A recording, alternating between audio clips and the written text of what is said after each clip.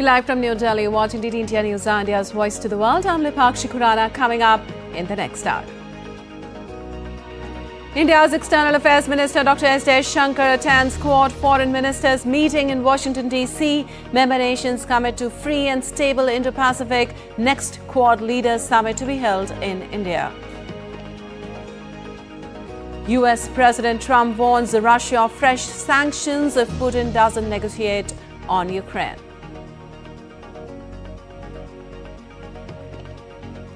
After Donald Trump's threat to impose 25% tariff, Canada vows strong response while Mexico pledges calm.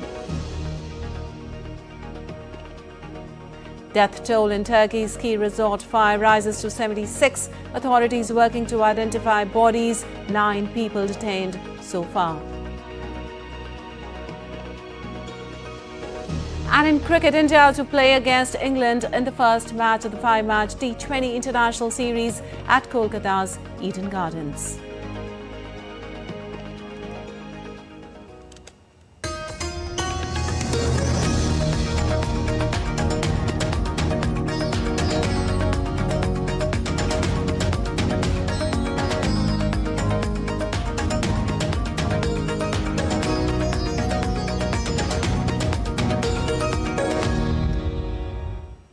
Well, on to the top story. India's External Affairs Minister Dr. S. Jaishankar attended the Quad Foreign Ministers meeting in Washington, D.C. along with his counterparts from Australia, Japan and the United States. Member nations underlined the priority it has in the foreign policy and held discussions on wide-ranging dimensions, ensuring a free, open, stable and prosperous Indo-Pacific. The meeting sends a clear message that in an uncertain and volatile world, the Quad will continue to be a force for global good. This was the first Quad Foreign Ministers meeting just next day after Donald Trump took over the presidency of the USA. The next Quad Leaders Summit will be held in India. And the joint statement by the Quad leaders stressed on a strong opposition to any unilateral actions that seek to change the status quo by force or coercion. Quad leaders agreed to reaffirm shared commitment to strengthening a free and open Indo-Pacific where the rule of law, democratic values, sovereignty and territorial integrity are upheld and defended. It also said Quad nations maintain the conviction that international law, economic opportunity, peace, stability and security in all domains, including the maritime domain, underpin the development and prosperity of the people of the Indo-Pacific. Well, it also said Quad nations are committed to strengthening regional, maritime, economic and technology security in the face of increasing threats, as well as promoting reliable and resilient supply chains. Also, U.S. Secretary of State Marco Rubio held his first bilateral meeting with India's External Affairs Minister Dr. S. Jaishankar after assumption of office as top American diplomat. Both the leaders exchanged views on a wide range of regional and global issues. They also reviewed the extensive bilateral partnership, of which Jaishankar said that Marco Rubio has been a strong advocate. Posting on X, Jaishankar showed commitment of looking forward to closely working with him to advance strategic cooperation. Also on the sidelines of Quad Foreign Ministers meeting, Dr. Jaishankar had a meeting with the U.S. National Security Advisor Mike Waltz at the White House. Apart from promising to work together on an active and outcome-oriented agenda, both the leaders discussed strengthening friendship to ensure mutual benefit and enhance global stability and prosperity. Well, DT India's Anil Thomas joins us for more on this. Well, Anil, good morning. If I may ask you, what were the key outcomes of the Quad Foreign Ministers meeting and how do they reflect the member nations' commitment to ensuring that free, open and prosperous Indo-Pacific? Well, good morning, Lipakshi. You know, this particular Quad, let's first understand Quad for our viewers. Quad is a organization which has got 4 members: the United States of America, Australia, Japan, and India. And this particular meeting, within hours of Rubio taking charge, this multilateral engagement that takes place clearly reflects, first of all, the strategic priority that Quad has, especially for the United States, in one. There is also a simultaneous AUKUS meeting that Australia has had with the Secretary of State. So clearly the focus is very much on the table. They have reaffirmed once again their commitment, especially when it comes to enhancing collaborations for ensuring, as you mentioned, free, open, stable Indo-Pacific. This also highlights the significance of this particular meeting for the simple reason it's happened just hours after the Trump administration has assumed office. It emphasizes the importance of, first of all, the foreign policies for within the member states and United States in particular. How does it plan to tackle the elephant in the room, China? And this particular meeting is more of a messaging to China and also taking forward this particular Indo-Pacific region where China has been trying to flex its arms. All right. Anil, also in the joint statement, it has been announced that the next Quad Leaders Summit will be hosted by India. How does this signify a deeper collaboration between the Quad countries in addressing regional and global challenges?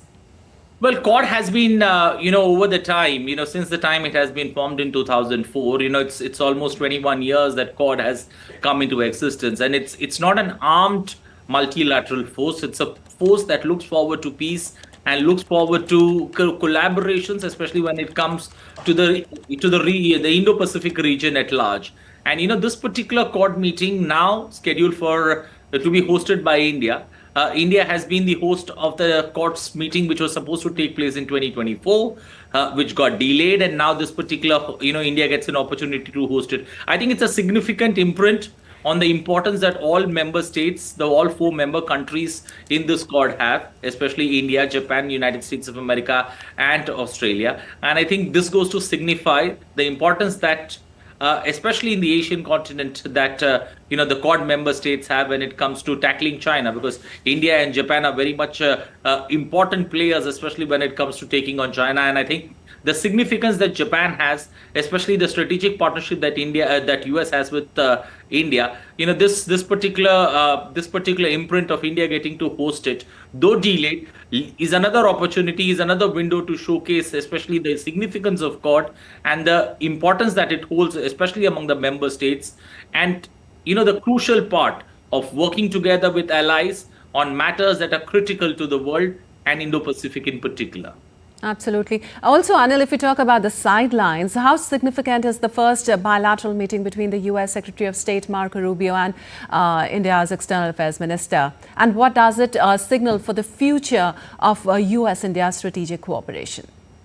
Well, US Secretary of State has been, if one takes a look at his career graph and how he's worked before, he's had a soft spot for India in particular, and he's backed in various capacities as a lawmaker. He's backed India to the hilt when it comes to handling Pakistan, or for that matter, and has got a very hawkish view on China. So that's something that that augurs well for us. And the first bilateral meeting within hours of his taking office, having an important meeting there, a Quad meeting, along with that, on the sidelines of the Quad, having a bilateral on India in particular. Remember, he was in the front seat when the oath-taking, when the inauguration ceremony took place for the 47th President of America, India's foreign minister, and now this front, I would say, top-of-the-line diplomatic one-on-one that he gets with the US new Secretary of State clearly indicates once again the importance that the United States of America lays on India in particular,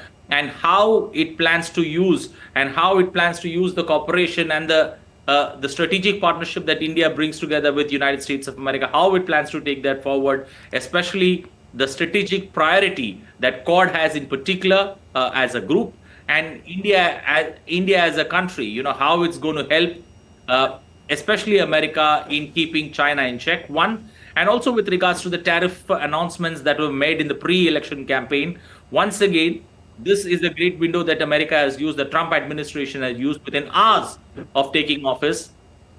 This Quad meeting and this bilateral with all 3 countries' foreign ministers, one-on-one bilaterals that he's had, is a clear messaging to China that don't flex your arms. We will focus on you, and our focus could begin with tariffs. But as of now, this particular meeting of Quad members and a one-on-one with India, Japan, and Australia signifies the importance, especially in the Indo-Pacific region, and also lays the importance on the foreign policies that the United States of America has with these three countries. And this particular meeting is very important from a point of view that India is the next Quad summit host. So on that lines too, this is a very important meeting. Absolutely very important meeting there. Thank you so much, Anil, for all those details. And now updates from the World Economic Forum. India's Minister for Civil Aviation, K. Ram Mohan Naidu, addressed a discussion on infrastructural excellence and transforming the civil aviation landscape in India in Davos, Switzerland. The minister discussed aviation opportunities in India from MRO development to sustainability goals. He stressed on creating a roadmap for using sustainable aviation fuel in the aviation industry for a bright green future for the world. Well, Ram Mohan Naidu also visited the Maharashtra Pavilion in Davos.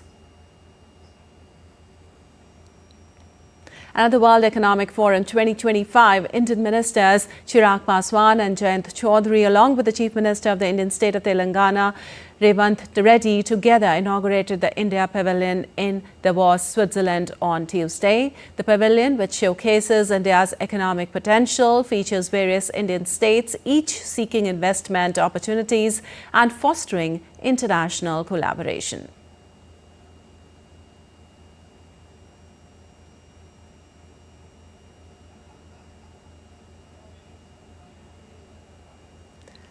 Also, India's Railway Minister Ashwini Vaishnaw is also in Switzerland to attend the World Economic Forum. He visited rail coach manufacturing plant of Stadler Rail at St. Margrethen. And moving on, Dhaka has urged Beijing to designate hospitals in Kunming for the Bangladeshi patients' treatment. Bangladesh also proposed establishing a specialized tertiary-level Chinese hospital in Dhaka. The discussion in this regard took place on Tuesday during the bilateral talks held between Bangladesh Foreign Advisor Tauhid Hussain and Chinese Foreign Minister Wang Yi in Beijing. Bangladesh is also exploring other options for the tertiary-level health facilities in Thailand and Malaysia for its middle class and lower middle class, for whom Singaporean healthcare facilities are too costly, according to the experts of the field. And still to come in DD India News Hour. US President Donald Trump affirms tariffs against the European Union, with tariffs aiming to rectify trade imbalances between the two. UN agencies express regret over US withdrawal from WHO and Paris Agreement, cite impact on global health and climate efforts. And US Gulf Coast hit by a winter storm, bringing heavy snow, ice and wind gusts to the region.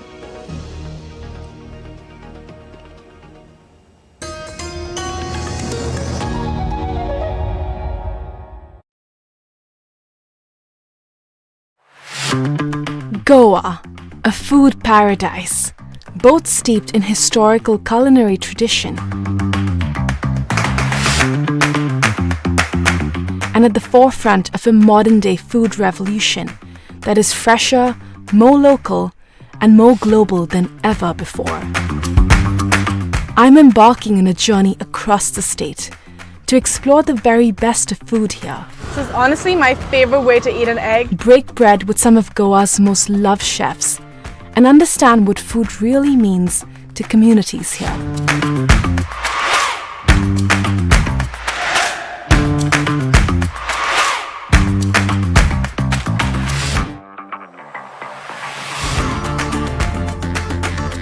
Watch Postcards from Goa on National Geographic.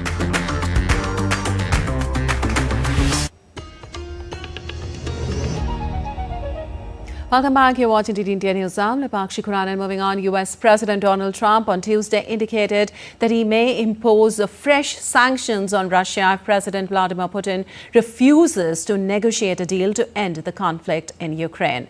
Trump made these remarks while talking to media at the White House. However, the US president gave no details on possible additional sanctions.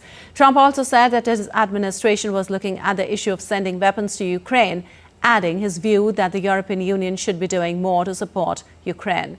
Prior to his inauguration on Monday, Trump vowed to end the Ukraine conflict immediately upon taking office. And US President Donald Trump vowed to hit the European Union with tariffs. Trump, in a White House address, cited the need to rectify the EU's trade imbalances with the United States while taking aim once again at Beijing over fentanyl trafficking. Trump had already imposed large tariffs on China during his first term. The European Union is very, very bad to us. They treat us very, very badly. They don't take our cars. They don't take our cars at all. They don't take our farm products, essentially. They don't take very much. We have a $350 billion deficit with the European Union. They treat us very, very badly. So they're going to be in for tariffs. We're talking about a tariff of 10% on China based on the fact that they're sending fentanyl to Mexico and Canada. Well, Canada vowed a strong pushback while Mexico urged calm on Tuesday in face of US President Donald Trump's trade threats that risk throwing their economies into disarray. Canadian Prime Minister Justin Trudeau has reiterated that his government is ready to respond to all scenarios if US President Donald Trump imposes tariffs on Canada. Talking to media, Trudeau said Ottawa's reaction would be robust and rapid and measured, but also match dollar for dollar the US tariffs on Canadian imports. Whereas Mexican President Claudia Sheinbaum meanwhile downplayed the tariff threat while urging calm in the face of Trump's announcement of severe new restrictions on migration. Trump said in an Oval Office signing ceremony on Monday that his administration will impose a 25% tax on goods from Canada and Mexico that may come as soon as the 1st of February. And Greenland's Prime Minister Amit Mukarji firmly rejected the idea of the island being taken over by the United States. Greenland's Prime Minister on Tuesday said that the Greenlanders do not want to become Americans. He emphasized that the decisions regarding the island's future should be made locally. Mukarji's statement came after US President on day one in office has again expressed his desire for control over Greenland. We are Greenlanders. We don't want to be Americans. We don't want to be Danish either. Greenland's future will be decided by the Greenland. And I must insist that the future of Greenland will be decided by the Greenland. Also, Panama has meanwhile complained to the United Nations over US President Trump's worrying threat to seize the Panama Canal. In a letter to UN Secretary General Antonio Guterres, the government in Panama City referred to an article of the UN Charter precluding any member from the threat or use of force against the territorial integrity or political independence of another. The Central American nation urged the UN chief to refer the matter to the UN Security Council.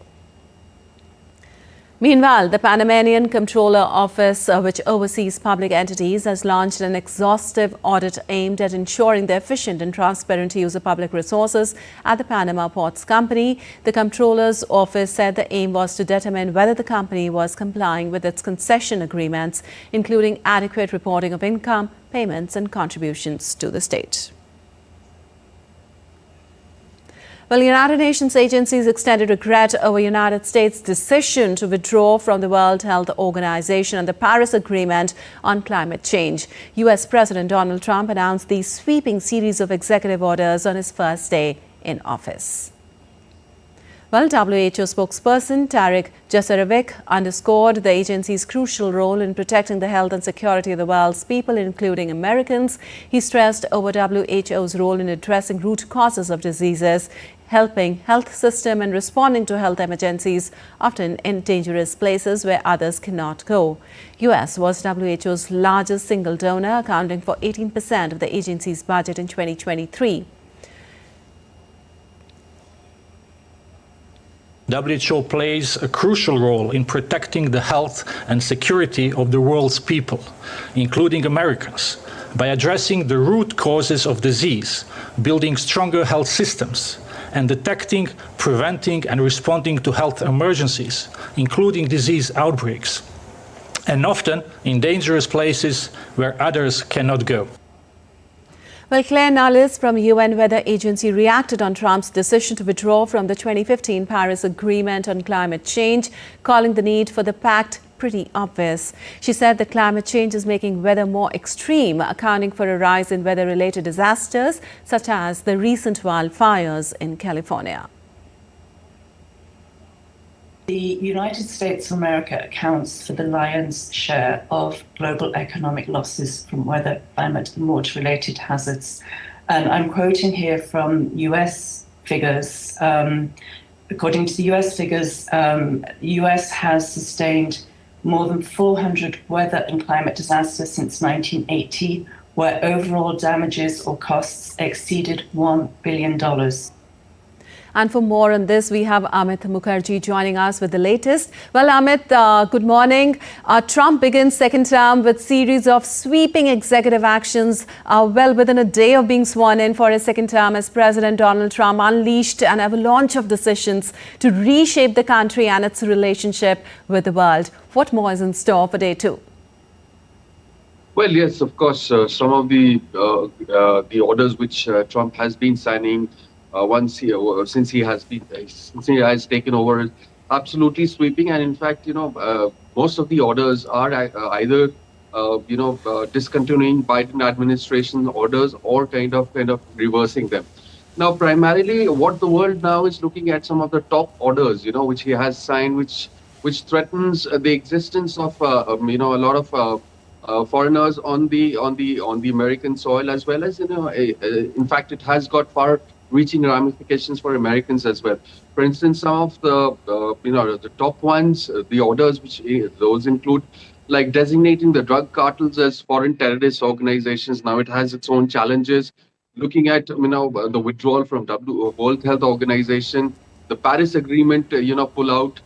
And of course, one of the things that everybody is looking at, because we see a lot of migrations into America, a lot of expats move into America for jobs and all, and even America is largely dependent on them. For instance, the H-1 visa, holders who are working currently in America, the government now has decided, Trump has signed an order which says that, the birth citizenship will be discontinued, which means that people who are working there with H-1B visa, I mean, if they have a child birth on the American soil, they will not be recognized as a U.S. citizen any longer. In fact, the parents will have to be either legal citizens or they will have to be citizens of America, for their kids to be, given the status of citizens.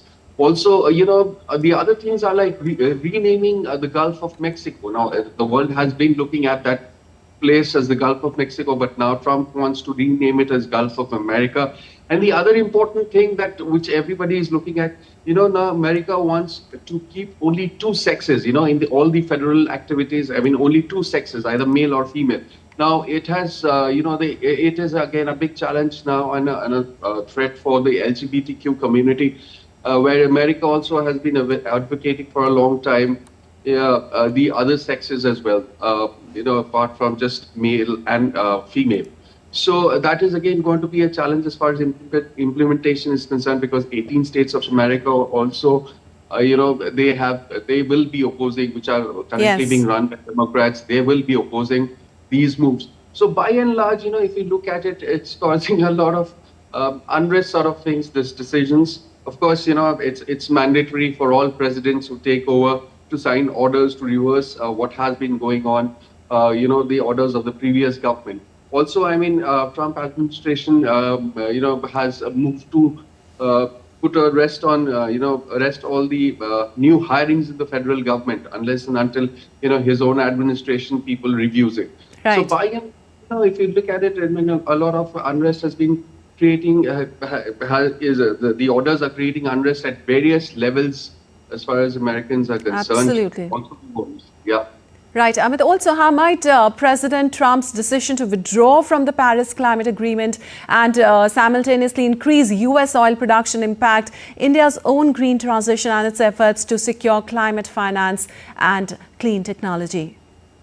Well, Lipakshi, the larger, if you look at the larger picture, America has been one of the second largest polluter as far as greenhouse emissions are concerned. Absolutely. Now, withdrawing from the Paris Agreement would mean that it will give up its responsibilities as far as curbing greenhouse pollution is concerned. The world is right now really concerned about the way things are happening. Climate change, and not only across the world, but it's being felt even in America. So, what it also means is that, there has been a commitment which was being honored by the signatories of the Paris Agreement, that they would also not only reduce the emission of these gases, but they will also contribute towards helping the developing economies to transition into greener, technologies. Because if you look at the larger, the developed or the global North countries, they have been polluting the atmosphere, the environment for a long time now, vis-a-vis the underdeveloped countries. So it's their responsibility to kind of help the developing nations to transition, bear the brunt of the green technology transition, because that's going to come at a very high cost. So which means that America will now withdraw from its commitment to also help developing nations to transition into into more cleaner options, because under this agreement, the Loss and Development Fund, to which all these developed countries were supposed to contribute. So if America withdraws from this, a large portion of contributions which should have come to the Loss and Development Fund, which would have been channelized to other developing nations, will now suffer a major setback. All right, Amit, thank you so much for all those details. And moving on his first day in office, President Donald Trump reinstated Cuba's designation as a state sponsor of terrorism, reversing an executive order issued by former President Joe Biden just last week. Biden had announced plans to lift the designation as part of a Vatican brokered deal to free political prisoners in Cuba. Following the announcement, Cuban authorities began releasing detainees, including some arrested during the 2021 protest over economic hardships and government policies. Cuba has freed around 150 prisoners of the 553 it promised to release. Many of these prisoners were jailed for their role in the 2021 protest. And South Korea's arrested President Yoon Suk-yeol on Tuesday attended the third formal hearing of his impeachment trial at the Constitutional Court in Seoul. Yoon, during the hearing, denied ordering military commanders to drag lawmakers out of parliament during his short-lived bid to impose martial law. Yoon said he had worked in public service with a firm commitment to free democracy. Parliament voted to impeach Yoon last month, and last week the Constitutional Court began a trial to decide whether to permanently remove him from office. If the court rules against Yoon, he will lose the presidency and elections will be called within 60 days. Well, a fire at a ski resort hotel in Turkey's Bolu Mountains killed 76 people and injured dozens, forcing panicked guests to jump out of the windows in the middle of the night. Interior Minister said there had been 238 guests staying at the hotel, situated at the base of several ski slopes, which smoldered until the afternoon. Authorities are conducting DNA tests to identify some of the bodies recovered from the scene of the fire. Police detained 9 people as part of the investigation, Yerlikaya said, adding that prosecutors will shed light on the cause of the fire and people responsible will be brought to justice.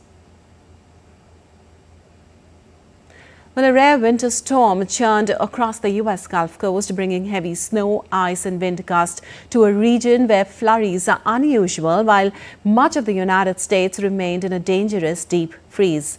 Residents were taking the rare opportunity to walk and play in the snow.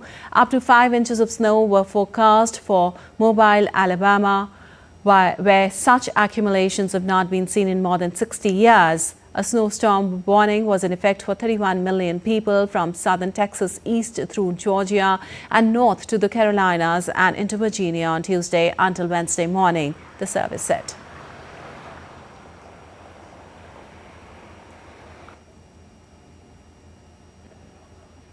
And still to come on DD India News Hour. We'll tell you all about the Mahakumbh 2025 as the fervour continues.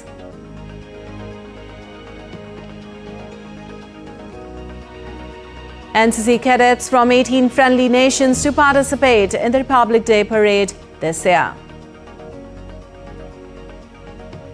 And Winter Carnival 2025 kicks off in Himachal Pradesh, celebrating culture, sports and winter tourism in Snow-Clad Valley.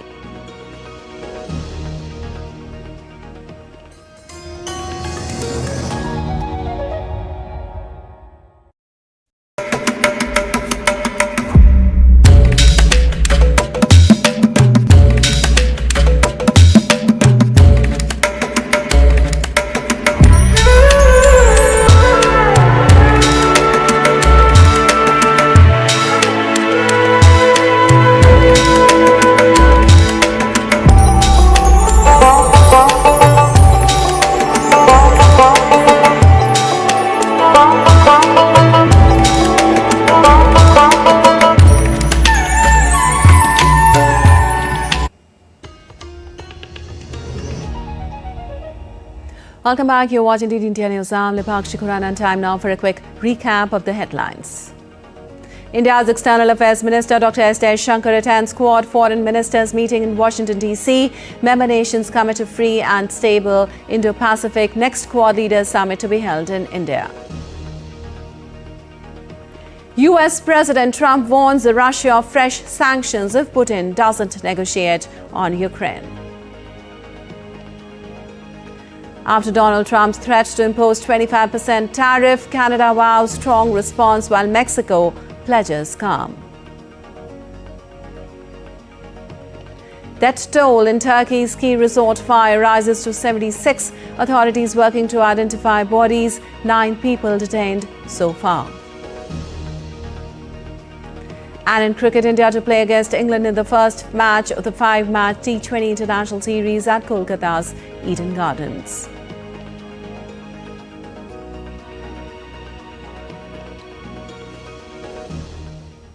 And moving on, as India gears up to celebrate its 76th Republic Day on the 26th of January, preparations for the Grand Parade are on at full swing in the national capital, New Delhi. From the disciplined march of soldiers to cutting-edge military equipment, the parade promises to showcase the strength, diversity and resilience of our great nation. Let's take a closer look at what's in store in this report. In the chilly winter mornings of New Delhi, the Indian Armed Forces are in the final stages of their rigorous preparations for the Republic Day parade. A harmonious blend of tradition and technology will be on full display, highlighting the valor and history of the nation's defenders. Leading the parade will be the 6 marching contingents of the Indian Army, each representing a legacy of courage and sacrifice.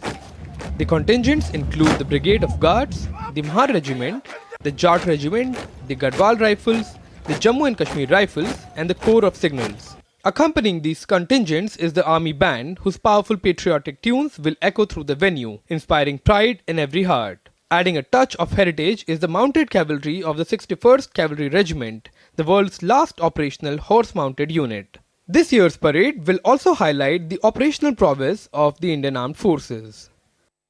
Featuring equipments including the T-90 Bhishma tank, mechanized infantry with ICV BMP-2, Sarath and Namis, showcasing mobility and firepower. Quick reaction fighting vehicles ensuring rapid deployment capabilities. The Pinaka multiple launch rocket system famed for precision and impact. The battlefield engineering marvel, the short span bridging system. Surveillance systems like Sanjay for real-time awareness.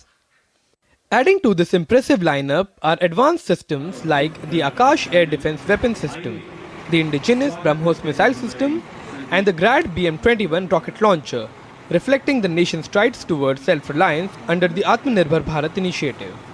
This year's Republic Day is not just a celebration of military might, but also a testament to India's innovation, progress, and indomitable spirit. Akshay Dongre, DD India. Well, NCC cadets from 18 friendly nations will take part in the Republic Day parade this year. Visiting India for the first time, these cadets have had the opportunity to explore a glimpse of Indian culture and history. DD India correspondent Vishal Baristo spoke to the cadets from Russia to find out more. Here at the NCC camp, the friendly nations are also there, and we have a long-standing friend of India, that is Russia. So is it your first visit? What did you like here? Yes, it's my first visit to India, especially with delegations. And first of all, I was here 3 times as a tourist. India is just as a country incredible. First visit to India, and before that, I knew about India only from internet and news. But now when I'm here, I'm just impressed. Now, did you make friends with the NCC cadets here? Yeah, I've met there a lot of friends from Bhutan, from Nepal, also from India. So our guide Rajvi, so he's very friendly. What memories are you going to take back from India? I want to take back from India the memories of course, Taj Mahal, because I was impressed. And of course, cadet friendship. The hospitality that they enjoyed here. With cameraman Ashish in Delhi, this is Vishal Baristo for DD India. Well, now to all the latest from the Mahakumbh, the largest gathering of humans on the planet.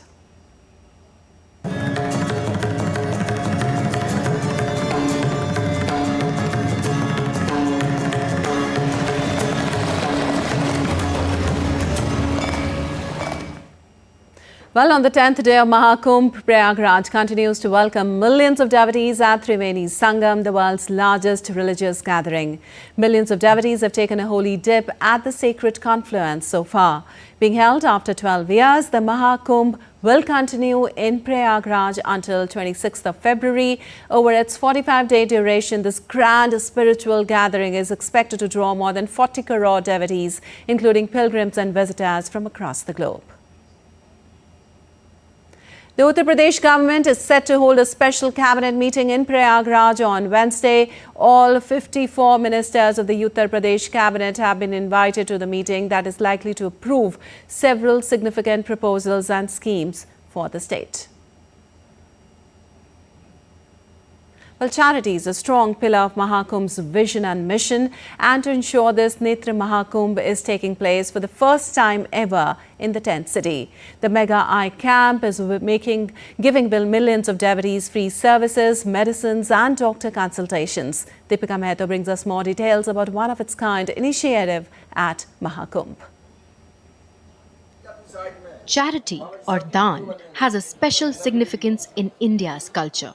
It is also one of the strongest pillars of the greatest festival of Mahakumbh, which is currently underway in Uttar Pradesh's Prayagraj. One such event of charity which is unfolding for the first time ever is Netra Kumbh, which is an eye camp. The camp is giving free medicines, eye drops, doctor consultations and specs to thousands of devotees each day. Speaking about this unique initiative, the general manager said that this has been a dream project. To achieve the goal OPD of 5 lakhs and free spectacles 3 lakhs to the all class of peoples. More than 60 doctors are residing in the Kumbh premises, whereas more than 700 doctors are travelling to attend to the patients at Netra Kumbh.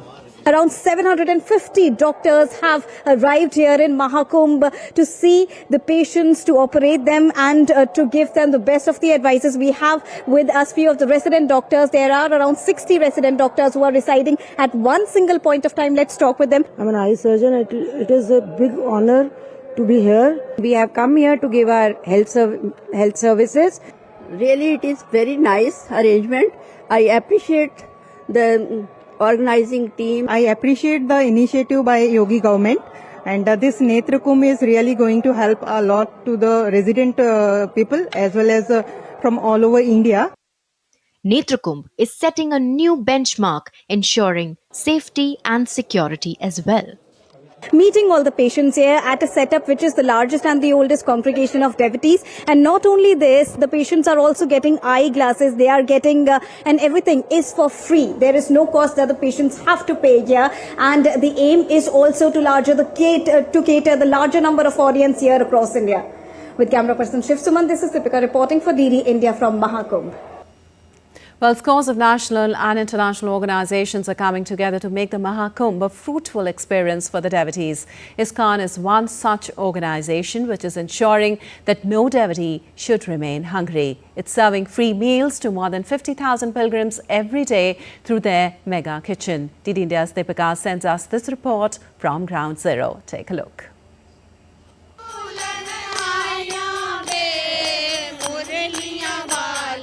Crores of devotees are walking in every day to Triveni Sangam for taking the holy dip.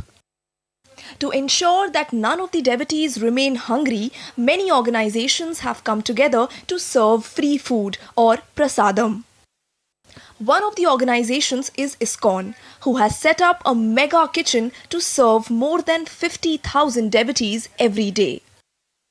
We are here at Prayagraj, where the biggest and the oldest congregation of devotees is taking place in the form of Mahakumbh 2025, where crore of devotees are coming in each day. Now we are going to take a deep dive into how millions of people are being served, that too for free. Behind me you can see all the ladies here who are sitting here and doing the selfless work of preparing and cooking the food for the millions of devotees. The management ensures that the food is clean and tasty. At the same time, they are adding nutritional value to the meals of devotees, considering the cold weather conditions. At this level, every day we are distributing around 1 lakh meal, and on the weekend, on the Isnan day, it goes more and more. In fact, on the day, a few days back, in fact, when there was too much rush, basically on the day of Makar Sankranti, we distributed 2 to 3 lakh meal. The sumptuous meal is not only helping the devotees in enjoying free and healthy meal, but also ensuring that the purpose of charity at the Mahakumbh is fulfilled. And this is how Iscon is serving millions of people through this 45-day mega congregation of devotees at Mahakumbh in Prayagraj. With camera person Shiv Suman, this is Deepika reporting for DD India from Prayagraj. Well, updates now in Delhi Assembly polls. The run-up to the Assembly election scheduled to be held on the 5th of February has seen political parties leaving no stone unturned to woo the voters and gain a leg up against their rivals. While welfare measures are seen as the biggest factor behind the ruling Aam Aadmi Party's victory in the national capital in the last two elections, other political parties have also lined up several promises that mirror the schemes. Prime Minister Narendra Modi, among other top leaders of the Bharatiya Janata Party, will start campaigning for the Delhi elections. Prime Minister Modi will have a virtual dialogue with booth presidents on the 22nd of January. And now let's take a look at other stories making news today. India's Supreme Court will today resume hearing the Coto case of the rape and murder of the junior doctor at Kolkata's Artikar Medical College and Hospital. A Kolkata Sessions Court earlier sentenced Sanjoy Roy, convicted of the rape and murder of the doctor, to life imprisonment on Monday. Meanwhile, the West Bengal government on Tuesday moved to Calcutta High Court to file an appeal seeking death penalty for the convict. Officials chaired high-level meetings to review arrangements for upcoming Amarnath Yatra 2025 in India's Jammu and Kashmir. The meeting involved discussions on improvements in health services, sanitation, flood protection measures, solar lighting, parking facilities, mobile connectivity, transport services and contingency plans, and other vital infrastructure to ensure a seamless Yatra experience for the pilgrims. India's Punjab is set to enforce stricter traffic regulations with the introduction of an online traffic ticketing system. The online traffic challan or traffic ticket system will begin from the January 26, 2025 onwards. Initially, the system will be launched in Mohali, Ludhiana, Jalandhar and Amritsar before its eventual implementation across the states. For better surveillance and traffic management system, advanced cameras will now monitor and record traffic violations such as signal jumping, stop line violations and driving without helmets. Winter Carnival 2025 begins in India's Himachal Pradesh. The 5-day event, which began on Monday, weaves together cultural performances, winter sports and traditional arts, creating a magical atmosphere. The carnival not only preserves and promotes local traditions, but also serves as a dynamic platform that brings together artists, athletes and visitors from across India.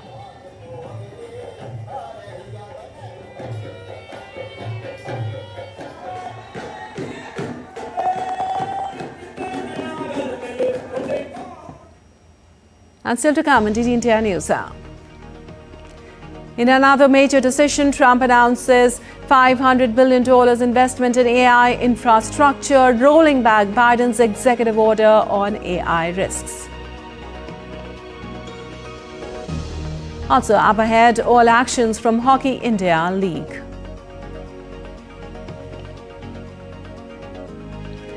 And the annual Winter Lights Fest in London is a sight to behold. Stay with us for a glimpse.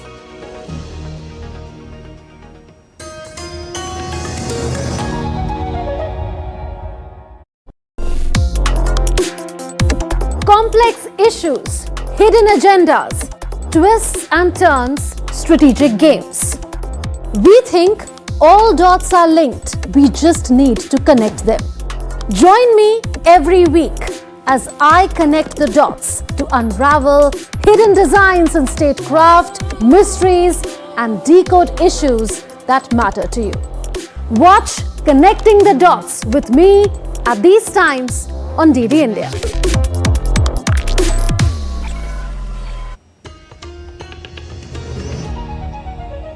Welcome back. You're watching DD India News Hour. I'm Lipakshi Khurana. Time now for some business news. US President Donald Trump on Tuesday announced private sector investment of up to $500 billion to fund artificial intelligence infrastructure.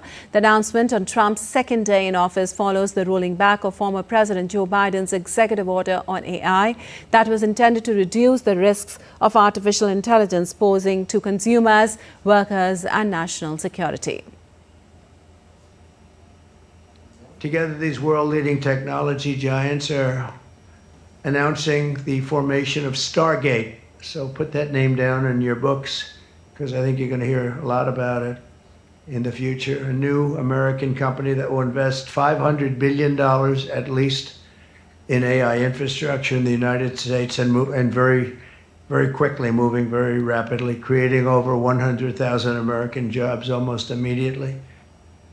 Well, AI requires enormous computing power, pushing demand for specialized data centers that enable tech companies to link thousands of chips together in clusters. OpenAI, SoftBank and Oracle plan a Texas-based joint venture called Stargate and have committed $100 billion initially and then up to $500 billion to Stargate over the next 4 years. I think this will be the most important project of this era, and as Masa said, for AGI to get built here, to create hundreds of thousands of jobs, to create a new industry centered here. AI holds incredible promise for all of us, for every American. We've actually been working with OpenAI for a while and with Masa for a while. The data centers are actually under construction. This is not just for business. As Raleigh said, this will help people's life. This will help solving many, many issues, difficult things that otherwise we could not have solved with the power of AI. Well, on TikTok, Donald Trump said he was open to billionaire Elon Musk buying social media app if the Tesla CEO wanted to do so. Are you open to Elon buying TikTok? I would be if he wanted to buy it, yes. On your inauguration? I'd like Larry to buy it too. I have the right to make a deal. And I've met with owners of TikTok, the big owners. It's worthless if it doesn't get a permit. While you're watching DD India News Hour, time now for some sports news. Team India led by Suryakumar Yadav will take on England in a 5-match T20 international series in Kolkata on Wednesday. Reigning T20 world champions, India have been in terrific form in limited overs. In cricket, The men in blue have remained unbeaten in bilateral series since their triumph in Barbados. India's squad is further strengthened by the return of pacer Mohammad Shami. As for England, they will be entering the series fresh off a commanding 3-1 victory over West Indies. England announced their playing 11 for the first T20 international on Tuesday. Jos Buttler is set to lead the side while Harry Brook has been named as the Whites captain. And in men's hockey, UP Rudras claimed 3 points with a 2-0 win over Team Gonasika in their Hockey India League match on Tuesday. After two guerrillas grueling quarters, Rudras broke the deadlock in the third quarter by converting 2 penalty corners. Tangai Cousins scored in the 37th minute when Kane Russell set him up with after receiving an injection. A few minutes later, Russell also found his name on the scoreboard. Following his win, the Rudras have 15 points in 8 matches, same as the table topper Tamil Nadu Dragons, who played a game lesser than Rudras. And meanwhile, in women hockey, Odisha Warriors resisted 2-0 penalty shootout victory against Surma Hockey Club in the Women Hockey India League match on Tuesday. After an intense midfield battle across 4 quarters and no goal to separate the two teams in regular time, the match advanced to penalty shootouts. Sonika and Kathleen Nobbs scored in penalty shootouts, while Jocelyn Bartram made 4 serves to secure the bonus point. Well, Rafinha struck a dramatic winner in stoppage time as Barcelona came from behind to beat Benfica 5-4 in a thrilling match on Tuesday and virtually ensured a direct qualification to the Champions League last 16.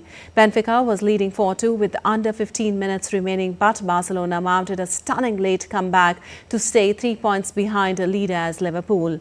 Benfica's Vangelis Pavlidis hit a first half hat-trick for the host, partly because of 2 big errors by Barcelona goalkeeper Wojciech Szczęsny. However, Robert Lewandowski double goal from the penalty spot, Eric Garcia's header and a brace from Rafinha helped Barcelona claim a stunning late triumph in Lisbon. And London celebrated its annual Winter Lights Fest, exhibiting a trail of 12 dazzling new artworks by artists from across the globe. The lights brought a glimmer of light to the grey and wintry cold British capital, with 4 artworks never before seen in the UK, explores the transformative and otherworldly qualities of art and light.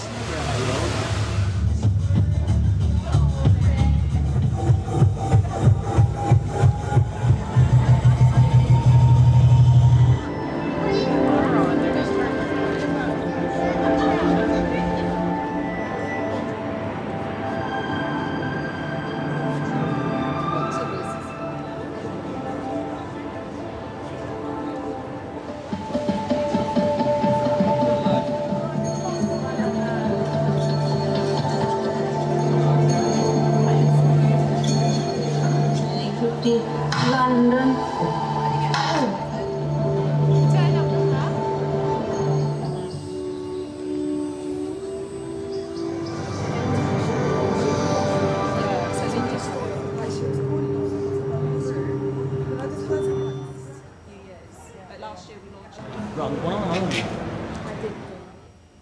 All right, that's all for this edition of DD India News Hour, but let us know your thoughts on the news of the day. For those on the go, you can get all the latest news and updates from India and across the world on the DD India mobile app. The app is available on both Android and iOS platforms. Scan the QR code on the screen to download now. We'll be back with more news as it breaks here on DD India. I'm Lipakshi Khurana from all of us here in Delhi. Thanks for watching DD India News Hour.